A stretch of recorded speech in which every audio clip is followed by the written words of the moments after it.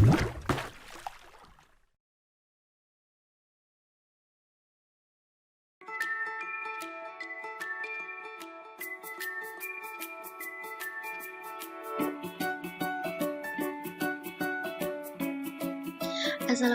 warahmatullahi wabarakatuh. Perkenalkan, saya Zulian Putri Rahmawati dari jurusan Pendidikan Matematika Universitas Negeri Malang. Pada kesempatan kali ini saya akan mempresentasikan tugas akhir mata kuliah media pembelajaran ICT, yaitu membuat rancangan pembelajaran online dengan memanfaatkan beberapa media. Jadi rancangan pembelajaran online yang saya susun pada kali ini saya memanfaatkan media Edmodo. Kenapa saya memilih media ini? Karena menurut saya media ini memiliki fitur yang sangat lengkap, mulai dari home, classes, calendar, discover, message. Bahkan media ini juga bisa menghubungkan orang tua, guru, dan juga siswa. Jadi orang tua bisa memantau kegiatan pembelajaran anaknya jika pembelajaran online seperti itu, dan juga guru dengan orang tua juga bisa secara langsung berkoordinasi atau bekerja sama untuk menciptakan pembelajaran yang efektif bagi siswanya atau anaknya seperti itu. Oke, jadi di sini saya tampilkan dari tampilan sebagai teacher. Di sini saya mengambil materi teorema Pythagoras, yaitu pada kelas 8 SMP. Jadi rancangan pembelajaran online yang saya susun pada kali ini, saya membagi menjadi 3 pertemuan. Karena di bab teorema Pythagoras ini merupakan bab 6, jadi saya memperkirakan yaitu ada di pertemuan ke-12. Jadi saya susun yaitu pada pertemuan ke-12 hingga 14. Oke, sebelum masuk ke pembelajaran, pada pertemuan sebelumnya saya memberikan salam dulu nih kepada murid-murid saya. Jadi yang menarik dari LMS ini yaitu kita bisa menampilkan GIF, terus juga emoticon-emoticon yang bisa membuat pembelajaran itu menjadi lebih menarik seperti itu. Jadi nggak membosankan. Dan juga di sini juga ada fitur likes, komen, share. Jadi siswa bisa like, bisa komen. Jadi sebelumnya saya menanyakan terlebih dahulu bagaimana kabar anak-anak. Kemudian saya memberikan pendahuluan sebelum memulai pembelajaran pertama. Jadi saya memaparkan kompetensi dasar, indikator pencapaian kompetensi dari teorema Pythagoras itu, terus juga peta konsep. Jadi harapannya pendahuluan ini bisa sebagai pandangan siswa sebelum memulai pembelajaran. Jadi siswa sudah bisa mempersiapkan diri untuk mengikuti pembelajaran di pertemuan berikutnya. Dan peta konsep di sini saya menggunakan media Xmind. Xmind ini bisa digunakan atau dimanfaatkan untuk membuat peta konsep atau mind map.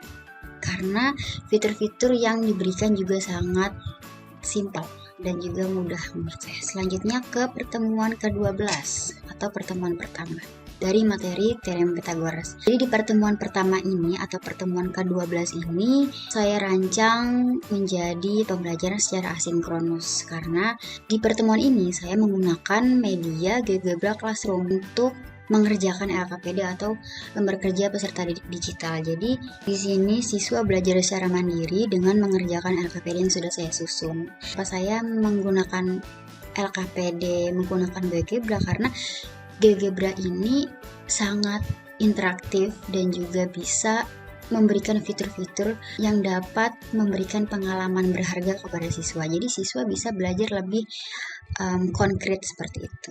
Tidak hanya membayangkan saja gimana sih, atau juga pembuktian dari teoremanya itu tidak perlu menggunakan media-media yang cukup ribet seperti di zaman dulu kita membuktikan teorema ini menggunakan kertas, digunting, ditempel. Seperti itu merupakan cara yang cukup tradisional dan juga memakan waktu. Nah, di sini kita bisa menggunakan GeoGebra yang bisa menampilkan animasi-animasi tersebut dan juga lebih efisien. Di materi ini, capaian pembelajarannya yaitu atur 1 dan juga 2, yaitu harapannya peserta didik dapat memeriksa kebenaran dari teorema Pythagoras tersebut, kemudian dapat menentukan panjang sisi segitiga siku-siku jika dua sisi diketahui. Jadi ini merupakan tampilan LKPD digital yang saya susun. Seperti biasa, sebelumnya saya selalu memberikan salam kepada siswa saya dan juga memberikan pertanyaan-pertanyaan pemantik. Kemudian ada petunjuk umum, kemudian ada step-step dalam penggunaan media ini atau LKPD ini. Jadi ini yang menarik dari GeoGebra Classroom, jadi siswa bisa menggunakan animasinya seperti ini. Tentunya hal ini bisa mempermudah pemahaman siswa terhadap materi kan. Kemudian ada petunjuk penggunaan media. Jadi di sini ada step-step dalam menemukan konsep dari pembuktian teorema Pythagoras. Seperti ini. Kemudian setelah siswa dapat membuat kesimpulan dari apa yang telah dia dapatkan, saya memberikan latihan soal. Latihan soal ini mencakup dari indikator pencapaian kompetensi yang kedua. Jadi setelah siswa menemukan konsep, artinya siswa juga dapat salah satu panjang sisi dari segitiga siku-siku ini menggunakan teorema Pythagoras. Kemudian di pertemuan selanjutnya, ini saya mengadakan kelas secara sinkronus. Jadi ada tatap muka antar guru dan siswa walaupun dengan online. Jadi saya memanfaatkan media video conference Google Meet. Kenapa saya memilih Google Meet? Kenapa bukan Zoom atau yang lainnya? Karena menurut saya Google Meet ini yang paling efisien.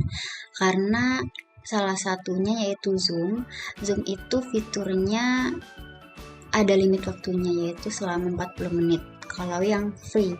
Tapi kalau Google Meet ini kita bisa menggunakannya secara unlimited waktu. Kemudian di pertemuan ke-13 ini capaian pembelajarnya yaitu siswa dapat menentukan jenis segitiga berdasarkan panjang sisi yang diketahui dan juga menentukan perbandingan sisi-sisi pada segitiga siku-siku dengan salah satu sudut berukuran 30 derajat, 45 derajat, 60 derajat. Kemudian siswa dapat menerapkan teorema Pythagoras untuk menyelesaikan permasalahan nyata. Ya, jadi pada capaian pembelajaran ini saya jelaskan secara langsung kepada siswa saya dan juga harapannya bisa mereview materi yang sebelumnya seperti itu. Oke. Jadi ini merupakan tampilan dari media Google Meet. Menarik dari Google Meet ini, kita bisa menggunakan whiteboard ini atau Jamboard.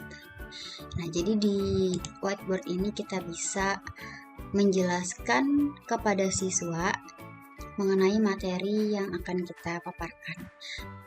Istilahnya ini adalah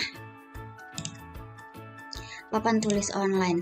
Jadi walaupun kita belajar dengan daring, kita juga bisa menulis di papan tulis. Jadi siswa tidak hanya mendengarkan guru berbicara terus, dan itu bisa membuat siswa menjadi bosan. Namun kalau kita menggunakan presentasi, di presentasi itu kita tidak bisa bergerak dengan bebas karena ya kita hanya mengikuti tampilan-tampilan dari presentasi saja. Tapi kalau pakai Jamboard ini atau whiteboard ini kita bisa menulis seperti ini. Sebagai contoh, kita ingin menjelaskan teorema Pythagoras. Kita bisa membuat gambar segitiga, terus juga di sini ada fitur laser. Jadi ini untuk menjelaskan kepada siswa seperti itu. Terus juga ada notes. Terus juga white background di sini kita bisa ganti warna hitam atau kotak. Next ke pertemuan selanjutnya. Di pertemuan ke-14, setelah mempelajari materi-materi, kita melaksanakan kuis. Kuis ini tujuannya untuk mengetahui seberapa jauh sih pemahaman siswa terhadap materi yang sudah saya paparkan sebelumnya, yang sudah mereka pelajari sebelumnya. Jadi di pertemuan ke-14 ini saya mengadakan kuis atau ujian dari bab yang telah dipelajari yaitu teorema Pythagoras. Di sini yang menarik, ada tes kali ini bukan tes yang bersifat menegangkan atau menakutkan seperti zaman dulu kita mengerjakan tes itu dengan paper atau dengan Google Form, tapi sekarang kita bisa mengerjakan tes seperti main game. Itu caranya kita bisa menggunakan media Quizzes atau Kahoot, tapi di sini saya memilih untuk menggunakan media Quizzes. Menurut saya Quizzes dan juga Kahoot ini fitur yang diberikan juga kurang lebih sama menurut saya. Merupakan tampilan Quizzes yang saya buat. Yang menarik dari Quizzes ini kita bisa men-setting apakah kita mau menggunakan musik atau sound effects atau juga memes. Jadi kita bisa memilih apakah kita pengen sembari kuis ada musiknya bisa supaya bisa lebih fokus nih, atau kita juga bisa men-setting untuk tidak ada musiknya supaya bisa lebih fokus seperti itu. Di sini saya membuat 10 soal yang mencakup dari ukuran materi yaitu materi bagus. Ini merupakan tampilan dari kuisnya. Sisi di depan sudut-sudut siku-siku dinamakan hipotenusa. Dan juga di setiap soal, durasi waktunya sudah saya perhitungkan sesuai. Oke, di sini juga langsung ada peringkatnya. Panjang sisi AC pada segitiga berikut adalah 36 ditambah 4, 10.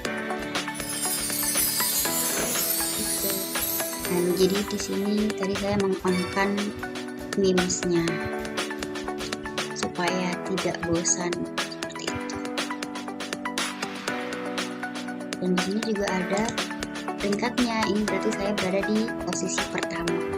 Dan juga ada poinnya. Setelah mempelajari satu bab, saya memberikan refleksi kepada siswa saya, yaitu dengan menanyakan gimana sih pengalaman Anda terhadap pembelajaran pada materi ini, terus juga apa saja sih yang sudah Anda dapatkan, kemudian apa masih ada materi yang kalian belum pahami. Jadi harapannya pertanyaan ini bisa menjadi refleksi bagi saya dan juga siswa itu sendiri seperti itu. Dan juga di sini saya bisa mengganti leader dari kelas saya, terus juga kita bisa menambahkan agenda di sini, event.